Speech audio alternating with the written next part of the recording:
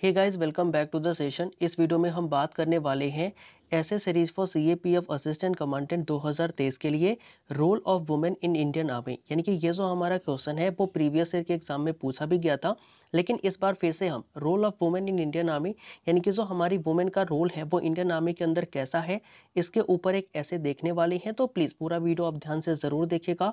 कोई भी डाउट होता है, कोई भी क्वेरी होती है, कोई भी सजेशन होता है, आप कमेंट करके हमें ज़रूर बताइएगा। अगर मैं बात करूं तो आप प्रीवियस ईयर के जितने भी हमारे वीडियोस थे उनकी प्लेलिस्ट के अंदर जाकर के आप उन्हें देख सकते हैं, या फिर इस ईयर के लिए भी जितने भी वीडियो मैंने कराए हैं उनकी प्लेलिस्ट जो है वो बना दी गई है, उन्हें भी जाकर के आप देख सकते हैं। अगर मैं बात करूं इस टॉपिक के ऊपर अपना इंट्रोडक्शन हम किस तरीके से लिख सकते हैं, तो इसके ऊपर बेसिकली इंट्रोडक्शन के लिए हमने क्या किया हुआ है कि एक कोटेशन से स्टार्ट किया हुआ है। आप भी कोटेशन से स्टार्ट कर सकते हैं। अगर मैं बात करूं कोटेशन, तो कोटेशन क्या हो सकता है इस टॉपिक के लिए कि women empowerment is not about making a women strong. कहने का क्या मतलब है कि जो महिला सशक्तिकरण है यानी कि जो वुमेन एम्पावरमेंट है, इसका मतलब ये नहीं है कि हम वुमेन को स्ट्रॉन्ग करें। वुमेन और ऑलरेडी स्ट्रॉन्ग यानी कि जो हमारी वुमेन है, जो महिलाएं हैं, वो ऑलरेडी स्ट्रॉन्ग है। It is about changing the way the world perceive that strength. कहने का मतलब ये है कि जो वुमेन एम्पावरमेंट है उसका मतलब ये नहीं है कि हम महिलाओं को स्ट्रॉन्ग करें, क्योंकि महिलाएं जो हैं वो ऑलरेडी स्ट्रॉन्ग है।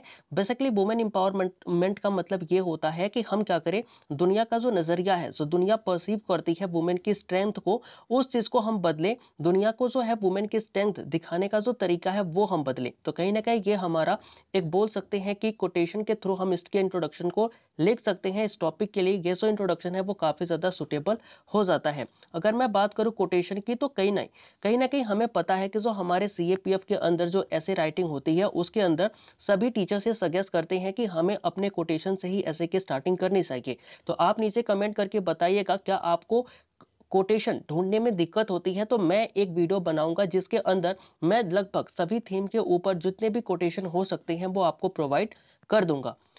फिर हम बात करते हैं इसके आगे कि हम क्या लिख सकते हैं। तो बेसिकली जो हम नेक्स्ट लाइन के अंदर लिख सकते हैं वो होता है हमारा historical background.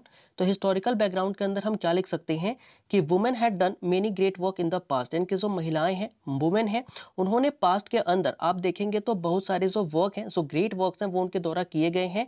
India have also a good history about women in army.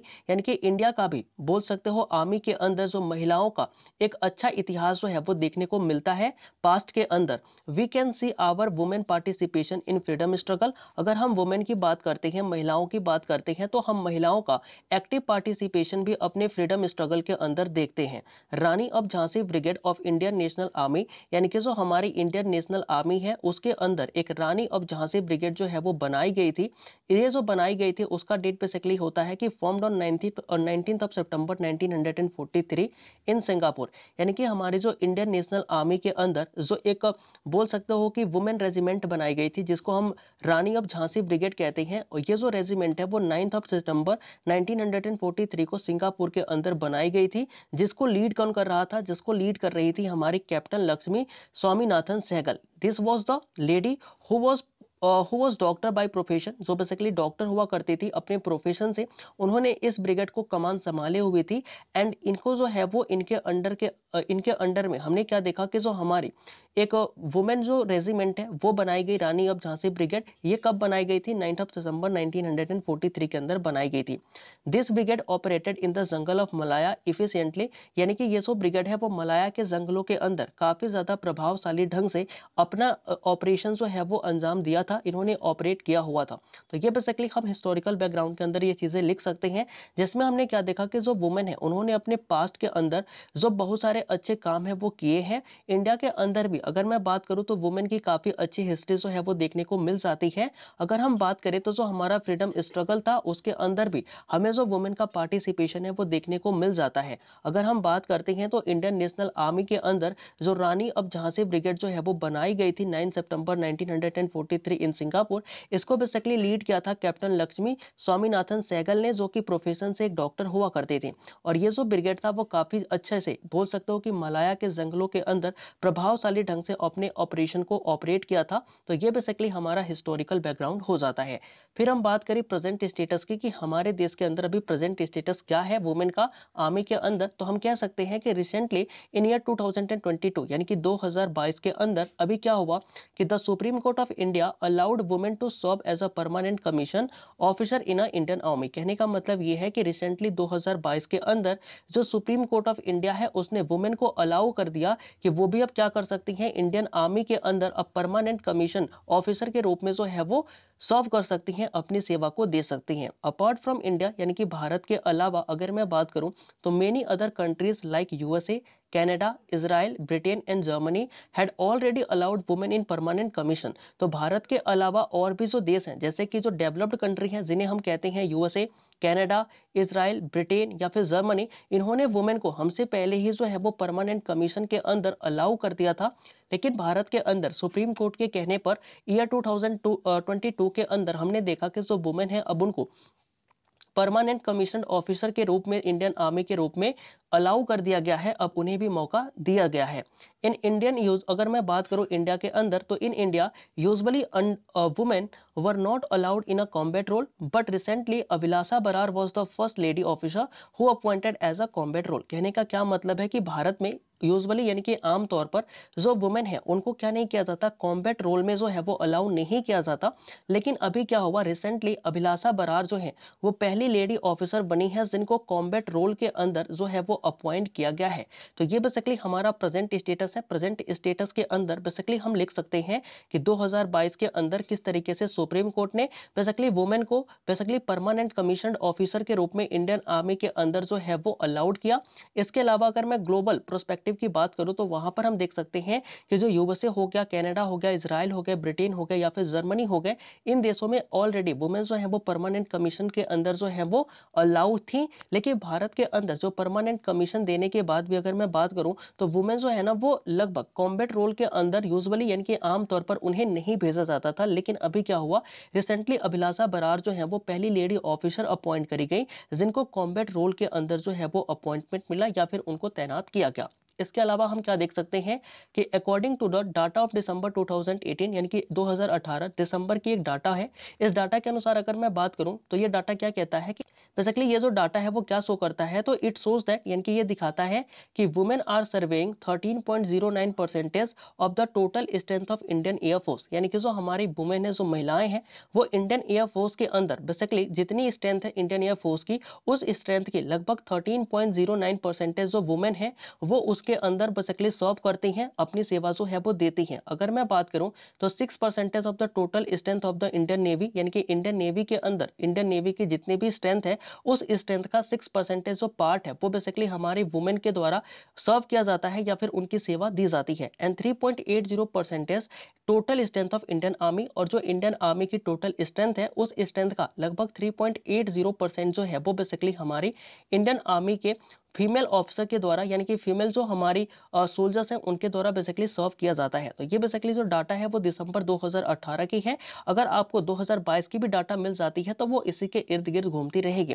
It shows that ये जो हमारी डाटा है वो क्या दिखाती है, इट शोज दैट ये दिखाती है that women are already present in Indian air force. यानी कि जो हमारी बेसिकली वुमेन है वो क्या है, ऑलरेडी ही हमारे इंडियन फोर्सेस के अंदर जो भी हमारे इंडिया के फोर्सेस हैं जैसे इंडियन एयरफोर्स हो गया, इंडियन नेवी हो गई या फिर इंडियन आर्मी हो गई, उनके अंदर वुमेन जो है वो ऑलरेडी प्रेजेंट है। But women are usually deployed in technical and administrative post. लेकिन जो हमारी वुमेन है, जो महिलाएं हैं, वो आमतौर पर क्या करी जाती हैं, ये प्रेजेंट तो है लेकिन इनको जो है वो डिप्लॉय किया जाता है लगभग जो हमारे टेक्निकल पोस्ट हो गए या फिर जो एडमिनिस्ट्रेटिव पोस्ट हो गए उन्हीं के ऊपर जो वुमेन है उनको यूजुअली तैनात किया जाता है या फिर वहां पर इनको डिप्लॉय किया जाता है।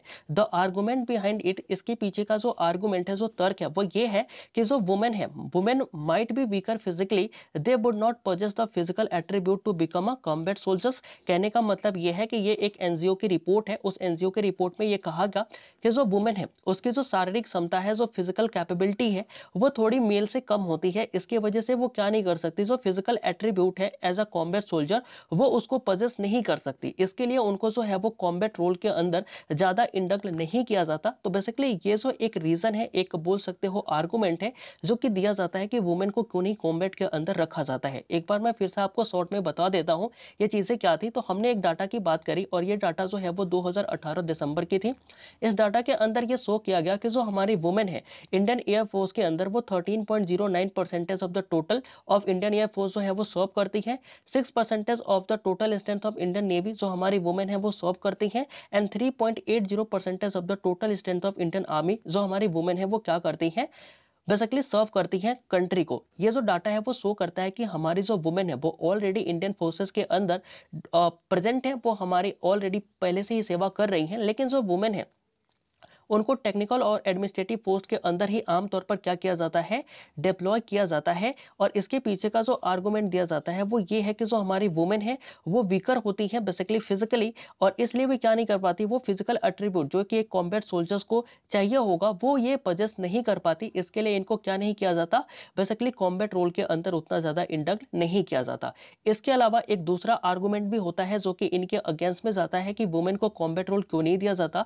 तो another argument against the women in combat role, यानी कि जो वुमेन है उनको कॉम्बैट रोल के अंदर ना लिए जाने के पीछे का जो दूसरा आर्गुमेंट है वो ये दिया जाता है, वो ये है कि that women is combat role would create a risk. यानी कि जब हम वुमेन को क्या करते हैं, कॉम्बैट रोल के अंदर लेकर के आते हैं तो हो सकता है कि वो हमारे लिए एक रिस्क क्रिएट हो जाए, जिसके अंदर हम ये देखते हैं कि जो हमारी वुमेन है उनको क्या किया जाएगा, कहीं कैप्चर कर लिया जाएगा। कैप्चर करने के बाद उनका टॉर्चर भी किया जाएगा एंड फिर उनके साथ सेक्सुअल हैरेसमेंट जैसी चीजें भी जो है वो हो सकती है। कहने का मतलब ये है कि जो हमारी वुमेन है, जैसे आपने देखा होगा कि अगर हमारा कोई मेल सोल्जर है या कोई मेल ऑफिसर है तो उसके साथ भी जो है वो ऐसी चीजें करी जाती हैं, क्या उनको कैप्चर किया जाता है, ज्यादा से ज्यादा उनको टॉर्चर किया जाता है। लेकिन जो सेक्सुअल हैरेसमेंट जैसी चीजें हैं वो बेसिकली फीमेल ऑफिसर के साथ या फीमेल जो सोल्जर्स हैं उनके साथ हो सकती हैं।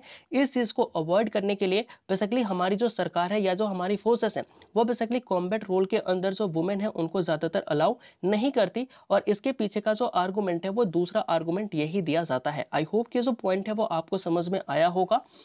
इसके अलावा अगर मैं बात करूं तो नेक्स्ट हम क्या लिख सकते हैं कि lieutenant Gunjan Saxena was the first women Indian air force officers to fly in a combat zone during the Kargil war in 1999। कहने का क्या मतलब है कि वर्ष 1999 के अंदर हमने क्या देखा कि जो हमारी लेफ्टिनेंट हुआ करती थी गुंजन सक्सेना, वो इंडियन एयरफोर्स की पहली फीमेल ऑफिसर बनती हैं जिन्होंने कॉम्बैट जोन के अंदर कारगिल वॉर के अंदर 1999 के अंदर अपने फ्लाई को, यानी कि अपने जो जहाज है, जो इनके एयरक्राफ्ट होते हैं उनको इन्होंने उड़ाया था। यानी कि उन्होंने फ्लाई करने वाली, बोल सकते हो कि वॉर जोन के अंदर, कॉम्बैट जोन के अंदर ये पहली महिला बनती है इंडियन एयरफोर्स की जिन्होंने वॉर जोन के अंदर, कॉम्बैट जोन के अंदर पार्टिसिपेट किया था एज अ, बोल सकते हो कि एक्टिव सोल्जर्स। तो कहीं ना कहीं ये हमारी गुंजन सक्सेना है, इनका नाम आपको लिखना होगा क्योंकि she is known as the Kargil girl, क्योंकि इनको जो है वो कारगिल गर्ल के नाम से भी जाना जाता है। तो इनके बारे में आपको चीजें पता होनी चाहिए। एक बार मैं फिर से बता देता हूं कि लेफ्टिनेंट जो गुंजन सक्सेना है वो हमारी क्या होती हैं, पहली महिला इंडियन एयरफोर्स की ऑफिसर होती हैं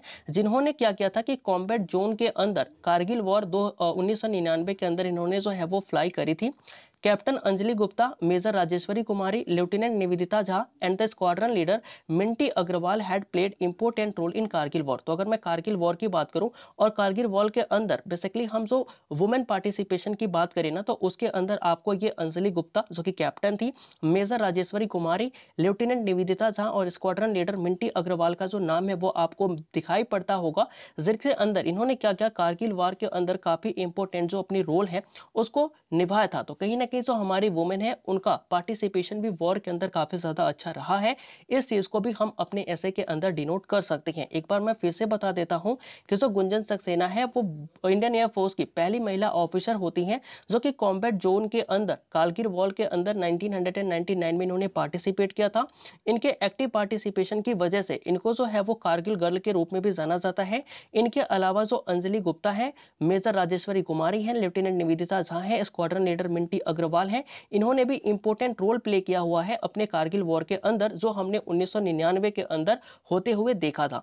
अब ये तो हो गई हमारी बॉडी। बॉडी के बाद अब हमें लिखना होगा कंक्लूजन, और कंक्लूजन के अंदर हम क्या लिख सकते हैं उन चीजों के ऊपर चर्चा कर लेते हैं। तो बेसिकली कंक्लूजन के अंदर हम लिख सकते हैं कि as per supreme court and article 14, यानी कि अगर मैं बात करूं तो सुप्रीम कोर्ट के अनुसार या फिर जो हमारा आर्टिकल 14 है उसके अनुसार अगर हम बात करें तो gender can never be a barrier to get a chance, यानी कि जो जेंडर होता है, जो बेसिकली हम बोलते हैं कि लिंग जो है वो किसी भी तरीके से एक बैरियर का काम नहीं कर सकता कि किसी को चांस ना मिले। तो सुप्रीम कोर्ट भी ये कहता है और आर्टिकल 14 भी ये कहता है कि जो जेंडर है ना वो कभी भी किसी के लिए बैरियर नहीं बनना चाहिए कि उसे चांस ही ना मिल पाए। If everyone had a passion to serve their motherland, अगर मान लो कोई भी वो इंसान है जिसके अंदर ये पैशन है कि वो अपने मदरलैंड की जो है वो सुरक्षा करे, उसकी सेवा करे, तो they should get a chance, उसे जो है वो चांस मिलना चाहिए इरेस्पेक्टिव ऑफ देयर जेंडर, बिना उसके जेंडर के भेदभाव किए। But in my point of view, लेकिन अगर मैं अपने विचारों में बात करूं तो मेरे विचार क्या हो सकते हैं इसके ऊपर, तो मैं बेसिकली ये सोचता हूं कि before inducting women in the combat role, यानी कि अगर हम वुमेन को जो है वो कॉम्बैट रोल के ऊपर यानी कि कॉम्बैट रोल के अंदर इंडक्ट करें, इससे पहले हमें क्या करना चाहिए कि we should go through the pilot basis first, यानी कि पहले हमें इसके ऊपर एक ट्रायल करना चाहिए। अगर वो ट्रायल जो है वो सक्सेसफुल हो जाता है फिर हमें क्या करना चाहिए, वुमेन को कॉम्बैट रोल के अंदर इंडक्ट करना चाहिए। तो बेसिकली इस तरीके से हम अपना कंक्लूजन लिख सकते हैं। आई होप कि ये जो वीडियो है वो आपको समझ में आई होगी। तो thank you for attending the session. आपने सेशन को यहाँ तक अटेंड किया इसके लिए आपका काफी सारा धन्यवाद। Please do like and do share with your friend, यानी कि ये वीडियो जो है अपने दोस्तों के पास भी आप शेयर जरूर कीजिएगा और वीडियो को लाइक कर दीजिएगा। चैनल पे नए हैं तो उसे भी सब्सक्राइब कर लीजिएगा। और आप इस सेशन की पीडीएफ के लिए आप हमारे टेलीग्राम चैनल को ज्वाइन कर सकते हैं, वहां पर इसकी पीडीएफ जो है वो भेज दी जाएगी। तो मिलते हैं किसी नए वीडियो में किसी नए टॉपिक के साथ, तब तक के लिए जय हिंद।